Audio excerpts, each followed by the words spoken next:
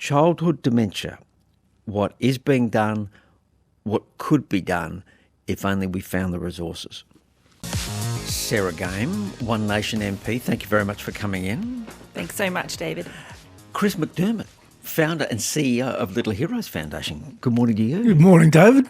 And Professor Kim Hemsley, head of the Flinders University's Childhood Dementia Research Group. Thank you very much for coming in. Thank you, David. Sarah Game, there was an announcement made, I think it was a few days ago, about a week ago. Peter Malinauskas came out and said, we're going to give $250,000 to research into childhood dementia, and it's going to be matched, I think, by Little Heroes. Well, that's okay, isn't it? Well, I think, David, it's correct for Peter to feel proud that he's agreed to this funding, and I'm certainly really proud to be part of securing that funding. But what I want to see from the government is an ongoing commitment to childhood dementia, because, I mean, I'm a mum myself. I've got 3 children. And when I found out about childhood dementia through Chris, which I'm grateful for, and I heard a story of another mum who had 3 children, but her 3 children had childhood dementia, I couldn't believe that there was this currently always terminal illness of children that often affects multiple children in the same family, where we've got 5 times less funding for it, even though it's killing as many children as childhood cancer. And so I want to see the government step up and say, we're proud to be part of this now, and we're going to continue our commitment, and we're going to also advocate to our federal colleagues for funding so we can fix this funding gap. Chris McDermott, it was you that raised this with Sarah Game. Now, you've been dealing in this area for, well, how long since Little Heroes? 28 years, Dave, now. Yes. 28 years. When you and I were much younger. So you know how to raise money for childhood disease research. You know how to do this. Nearly 3 decades. What was it that turned your attention to childhood dementia? Saw it on telly, to tell you the exact truth, about 18 months ago. I was home on a Sunday afternoon and an article popped up on the nightly news, and I'd never heard of it. And being in that industry, I was a bit embarrassed. I thought, I should know about this. And it was just such a shock to me. I saw Renee Stasker, the mum that Sarah was just talking about's name featured during the article. And so I do what you did these days, and I went to Googled her name and sent her a message and just said, look, Chris McDermott from Little Heroes, saw your article on the news. How can we help? Nothing for 4 days. Finally, a message back on the Thursday, and Renee just said, I had to check you out, make sure you were legit. Well, exactly. And we met within a couple of days, and now Little Heroes is fully engaged in childhood dementia, not just for Renee, but for the 2,500 families with kids suffering in Australia, the 120, 130 of them here in South Australia. And you're lucky enough to meet Kim and the Flinders Uni research people, and just knew this was something we needed to do and do now and try and rally the troops. Describe for us what you encountered when you started to meet the families affected by this. I mean, you know what I'm asking you to do, Chris. I'm asking you to paint a word picture Absolutely. Of the pain that these people experience. Well, they felt hopeless and there was no answer. They just... You know, for Renee and her family, and Renee won't mind me speaking about it, for her, when the news was delivered, it was almost take your kids home, hug them, and make the most of the time. You know, there is no hope. And you've got to give these families hope. That's what I guess at Little Heroes we would profess to be able to do, is to give families hope, raise money, find a Kim Hemsley around the corner and give them hope. And that's largely what we're aiming to do. Professor Kim Hemsley, what is going on in that little person when the childhood dementia manifests itself? It's a very good question. Childhood dementia comes about because of inherited mutations in genes, and there's approximately 145 and probably more causes of childhood dementia. Individually, they're rare, very, very rare. Collectively, 1 in 2,900 births will be affected by childhood dementia. Now, that mutation is in a gene that is responsible for producing protein or an enzyme that's involved in the breakdown of cellular components, so lipids and proteins. If it's not there, the cells don't work properly. And the organ affected predominantly is the brain. So how early does this show up? Yeah. The most common age of starting to see these symptoms of childhood dementia is around about 2.5, but it does vary quite a lot amongst the disorders and amongst children with a given disorder as well. So you're a mum and dad, you've got this beautiful child, 2.5, everything's been going along swimmingly, and then what do you start to see? Yeah, so childhood dementia will be characterised by what, in often cases, will be an early normal developmental period where children acquire skills and capacity, but that is followed by regression. And that's what characterises childhood dementia, is that the children start to lose those learnt abilities and they essentially regress. And that's because of a global change in their brain, a global degeneration in their brain. It's not due to just a particular area of brain degenerating, it's global. So, I mean, my mum told me that I couldn't talk until I was 2.5 and then I wouldn't shut up.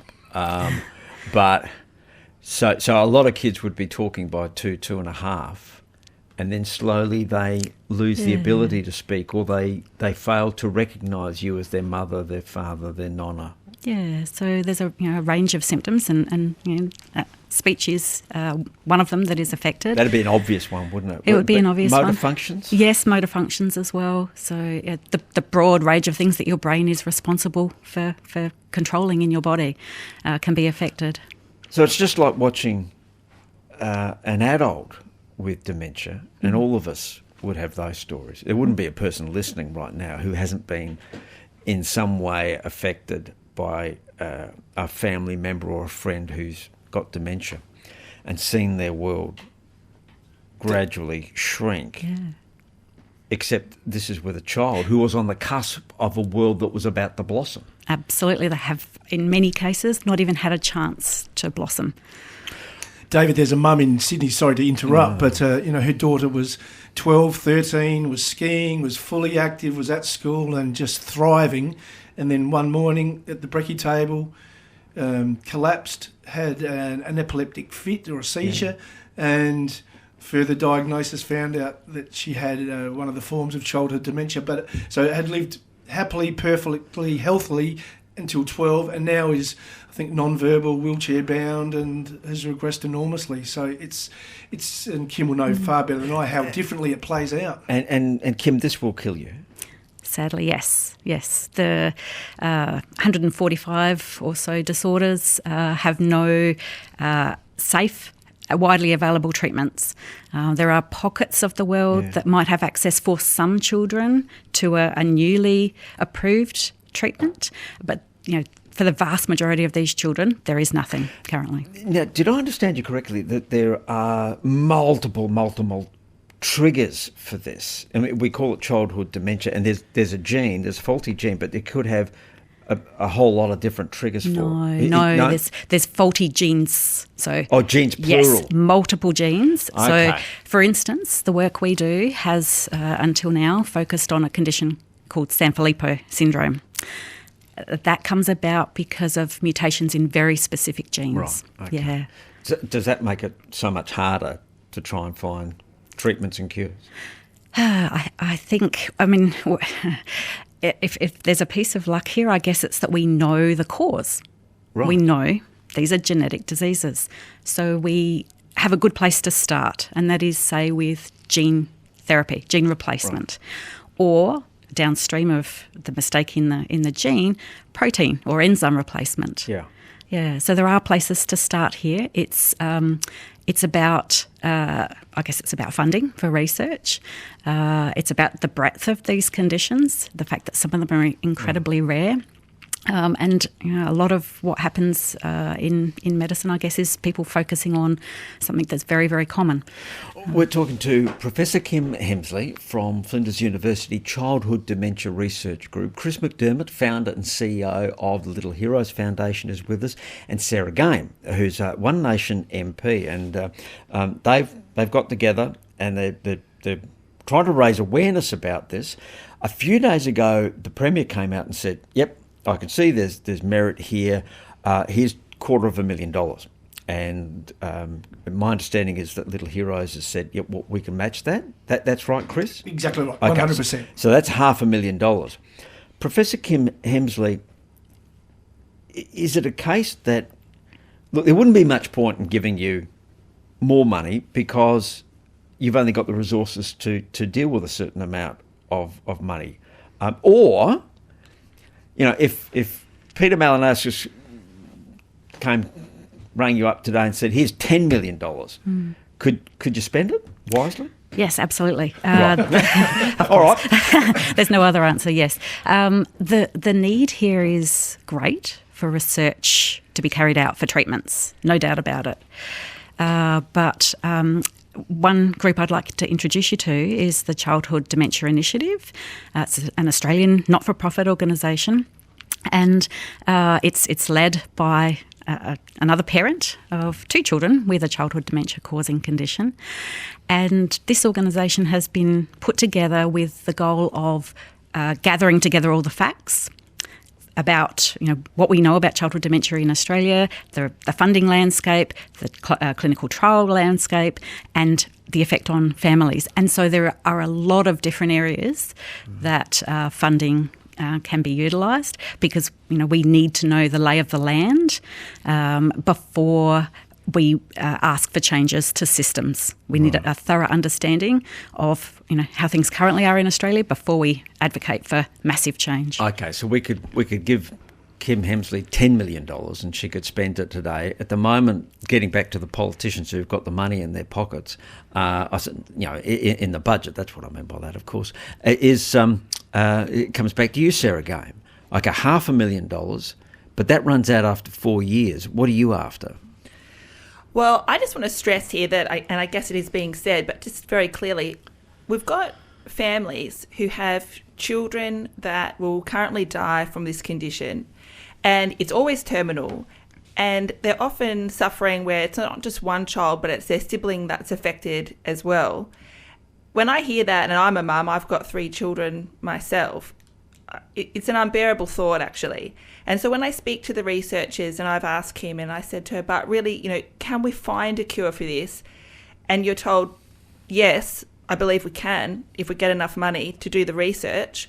Then for me, it's unacceptable to not come to the table with that money for that research. So when I hear that we've got 5 times less funding for childhood dementia than childhood cancer, and a child with childhood dementia will always lose their life currently, and those families don't have one child, they have maybe 2 or 3 children affected, what I want to see is that funding gap bridged by state government and federal government, bridged, and I want to see the level of funding needed to save the lives of these children.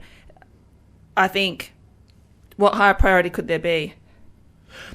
Chris McDermott, Little Heroes, what's your role in all of this? Is it to match funding from the government, and how far can you go with that? I mean, if Peter Malinowskis came out and said, look, I can find another $1 million, could you get another $1 million? The answer is yes, we can.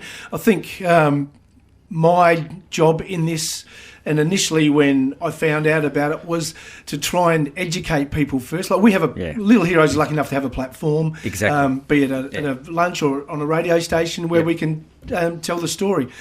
So from my understanding, and over the last 18 months since we've been in this space, about 10% of people know. Right. So not 50%, not 70%, 10%. Raise your hand, who knows? So we're still trying to let people know this is serious, significant, widespread, not just minor and about one or two people. It's about 2,500, 700,000 around the world, I think, Kim, is the number. I mean, the numbers are readily available, but it is a worldwide problem. It's just as predominant here in South Australia and Australia. And so education first, people to realise, and then we'll either create the money ourselves via what we do and the events we put on, or we'll just go out and beg for it. And I hate to be opportunistic, but Sarah has played a massive role in this, and it would not have happened, and we wouldn't have got the funding without her support, energy, courage, and just taking charge of this and believing in it. So sometimes we forget, and we like to take ownership of it, but wouldn't be here if it wasn't for Sarah. And I think that's enough nice things I've said about her. She knows I'm joking. We've had a really good relationship for 18 months, and I am very appreciative. Okay, so look, just to wrap up, at 24 minutes past 10, if people want to do something, what do? Write a letter to their local MP saying, yeah, I would like you to spend money on this, and please take that up to your leader, whether it's Labor, Liberal or whatever, or are they able to donate money to Little Heroes? What can people listening do? Primarily for us, we would say contact us straight away. You can donate on our website, or you can just call me and I will find a way, whether you want an event or your naming rights or whatever, you just want to donate. But that's what we would do, house the money, and through Sarah's support and knowing that Kim is the vehicle for it, we house it and then give it straight to Kim. And the beauty of the money from the government, we don't take a cut on the way through. It's purely, here's 500, and Kim, there's 500. Yep. Spend it wisely. Okay. Well, thank you very much for coming in. Thanks so much. Thanks, and it would be good to stay in touch. It'd be good to stay in touch. Thank you so much. That's Sarah Game, One Nation MP, Chris McDermott, founder and CEO of Little Heroes Foundation, and Professor Kim Hemsley, head of Flinders University's Childhood Dementia Research Group.